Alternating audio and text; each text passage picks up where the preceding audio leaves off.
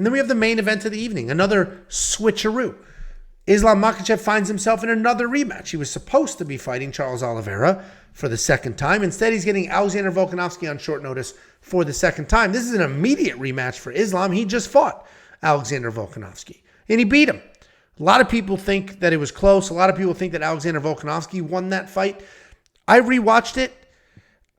Stat-wise and actual fight-wise are very different things. According to the stats, it was insanely close.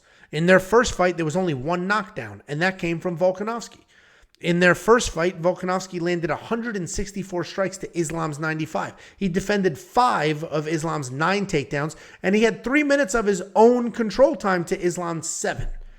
So on paper, it was all very close. In reality, you watch the fight, it's a 10-9 must system. To me, it seems pretty obvious that Islam wins. But let's go ahead and break them down. Skill-wise, we know Islam. Insane wrestler. He's going to come forward. He's going to strike with you. He's going to shoot. He will always work in the wrestling, regardless of what success he may or may not be having in the striking department. And his striking actually looked pretty good against Volkanovski in that first fight. He's an underrated striker, puts his hands together pretty well. He's averaging more than 3 takedowns per fight. And you might say, oh, that's a low number. We broke down Muhammad Makhachev. That's averaging 7. But the difference is Islam holds you down. He takes you down. It's very hard to get out from underneath him. How many layers of skin? 8 layers. I can't get over the fact that I didn't realize that Islam is Brazilian and Volkanovski's Saudi now. So, yeah, I don't know how I screwed that up, honestly, because that wasn't even the previous fight. I don't know how I screwed that up. Yeah, you got a little overzealous. I get it. I love Brazil as well. It's always on my mind. Anyway, Islam, underrated striker. His wrestling is exactly what you expect from him, but he does have phenomenal control if he gets you down. Taking on Alexander Volkanovski. As we know, this guy is a cardio machine, constantly pressuring forward, throwing hands like crazy, can work in takedowns, can submit you, can get you going. Is he going to knock you out with one punch on your feet? Probably not. He did have the knockdown against Islam in their first fight. But he's not really a power guy, but he is a busy guy with 1,000,000 miles of cardio, landing 6 significant strikes per minute. He averages almost 2 takedowns per 15 minutes, and that is all just a testament to how well-rounded he is. He might literally be one of the most well-rounded fighters of all time. It's like Jose Aldo and Alexander Volkanovski are the 2 most well-rounded fighters that have ever existed. And Volk, you could argue, maybe a little more well-rounded because he actually uses offensive wrestling. But all of that aside, Volkanovski stepping up on short notice. As Jacob mentioned last week, Volkanovski literally talking about, I'm coming off the couch. Like literally coming off the couch into this fight. I was not training. I wasn't preparing. Well, he said he's always training. Yeah, but not training. Going to the gym, getting some rounds in is not training camp training. He did just sign the contract to fight Ilya, so maybe that was going to get his juices flowing. But I still think... He still says he's fighting Ilya. He's like, why wouldn't I? I mean, he could have fought Ilya after the last loss too, meaning like he lost to Islam in that last fight. It was a back and forth fight, but there was no permanent damage, no giant cuts or anything like that. Well, I think he broke his hand, but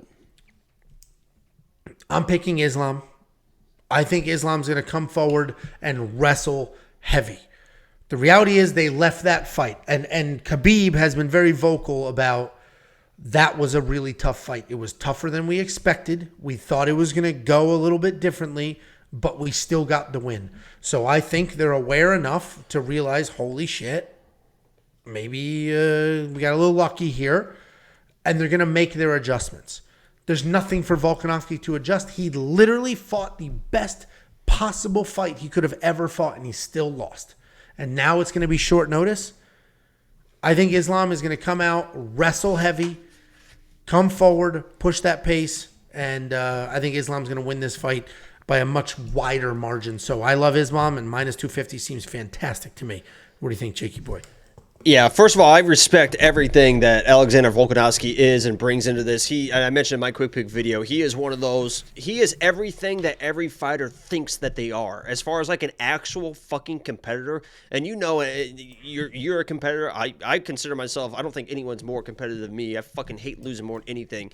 People talk all the time about being actual competitors. Volkanovski is an actual competitor. That guy competes. He is there to win every single time. And I just have all the respect in the world for for him to accept this fight and bring in this fight. And to that point, he could be playing mind games. He could have been ready for this type of situation, knowing that, maybe Charles has struggled with weight cuts before, and Islam struggled with weight cuts before, and this, and maybe he gets a phone call. Maybe he's just saying, oh, I was on holiday. Now, don't worry about it, guys. I was on holidays. I haven't been training.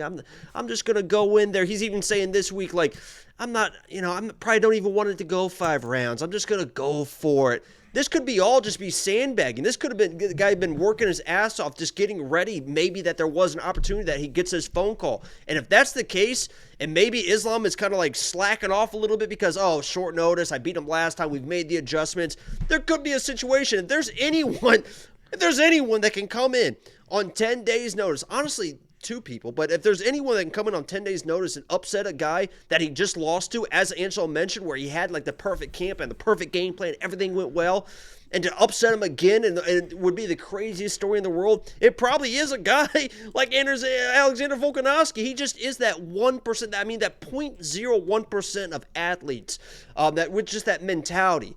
With that said, I have to, I guess, take him at his word with the short notice that he was. I think he is just kind of an honest guy. Like, yeah, I was just on the holidays and this and that. I'm going to see how it goes. I'm going to do my best in there, and I think he is going to do his best.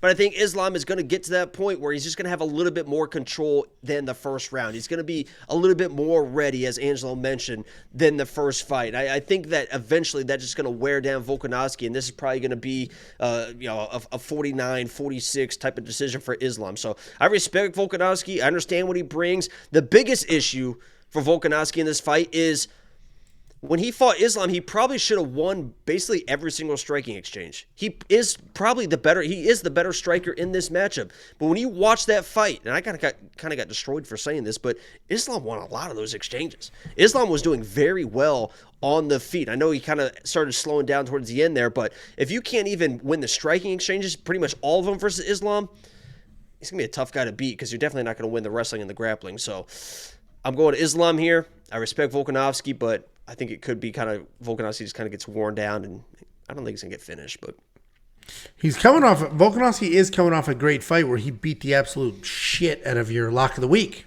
Another failed lock of the week by Jacob. Got his ass kicked by Alexander Volkanovski. No, that fight was starting to turn before the absolute awful headbutt. I mean, you can laugh at that, but that's literally what turned the fight. Yair just did not respond well after that. I mean, he literally knocked him out with a headbutt, and then he just kept fighting, and he got dropped after that. I was there live. I remember none of it. Anyway, $8,700 in DraftKings, probably worth it. That's frankly a bit of a discount. You're going to get 5 rounds, potentially a whole bunch of control time, which scores well in DraftKings, some takedowns, which scores well. I don't know about a finish. I'm not going to go here and say that one of the greatest featherweights of all time is going to get finished in this fight. He didn't get finished last time. I don't know if he's going to get finished this time, but I do think $8,700 in DraftKings is probably worth it. You and I seem to be on the same page. Are you going to spend the money on Islam in your DraftKings fantasy lineup? Probably. Somebody said, and Islam should have been winning all the wrestling. I mean, basically did until like the very end, so. Yeah, and honestly, to me, it's actually harder to win every single wrestling and grappling exchange than it is to win every striking exchange. And I will say to your point, because you said you didn't know if who won the fight or whatever. In my mind, because I've watched it a few times now, if that fight is in Vegas, I think Volkanovski wins that decision because Islam there was one round where he had basically controlled the entire round but did nothing with it, and that was the round where Volkanovski's like just punched him like he was on his back, and I think they would have given that round to Volkanovski and it could have swayed that fight. But anyway. Well, it's funny. It wasn't even a split decision. It was a unanimous decision. Yeah, and I think when there 149-46 in there as well. Yeah, I mean, people do talk about it like it was this super razor thin. Like, it was a pretty clear decision. And I think what ends up happening is you expect it to go one way, and you expect that Volkanovski was going to get the absolute piss beaten out of him, and then he didn't. And then you're like, wow, like, well, that was a close fight. It's like, was it close, or was it just not the murder that you thought it was going to be? Yeah, 49-46, 48-47, 48-47. Yeah, I mean, it's a pretty clear win, at least on paper. But I did read off the stats, which made it a pretty close fight. Anyway, guys, WeWantPicks.com. Click Become a Member. It is only $10 a month. You'll get so much for that $10, more than you will ever find anywhere else. That's just a straight up fact. If you find better value in sort of a premium MMA offering, let me know. You will get a month for free. You just can't do it. It is impossible. Do me a favor. Do all the things. Sign up. You'll unlock the line movement tracker. This is going to give you the opening odds, the current odds, the win probability, and the line movement for every single fighter and every single card. And what this does, it helps you identify trends. You're going to see that the wild line movement of the Trevor Peek fight. And maybe you were going to be betting against him, and that insane movement might scare you away, understandably so. You're going to get the detailed data, metrics, and analytics. This is going to give you every single fighter on the card. They're going to be grouped by their matchup. And as you work your way across, you're going to see the reach, the height, the average takedowns per 15 minutes, the average significant strikes landed, the average significant strikes absorbed. You can take all that data and apply that to the prop bets, whether it's Prize Picks, Underdog, Better, or you can apply it to the Bet Online prop bets there as well. You're going to get courses. We talk a lot about DraftKings in this video, and if you don't know what that is, well, click on More and then Courses, and there's going to be a full course walking you through exactly what DraftKings Fantasy is and how you can play it. You're also going to get more than just me and Jakey Boy. You're going to get 5 other people breaking down fights, giving you picks, insight, all of those things like Artem and the Pick Doctor. And you're going to get the safety parlay. Historically, it has been very successful. 1.78 units on average per month. We've had 11 months of safety parlays, 19 months of net profit. And if you want to mail us something, mail us something. And finally, follow all the socials. We are streaming from this second YouTube channel on purpose to get you to subscribe here, to get more awareness to this channel. Subscribe to everything. Click all the buttons. It costs literally nothing. Any last words for the people? Lock of the week is probably going to be tomorrow, and I just want to say, kind of bear with me. This is a very interesting week. The funny thing is people literally, I've literally set the bar so high that people literally expect me to pick 100%.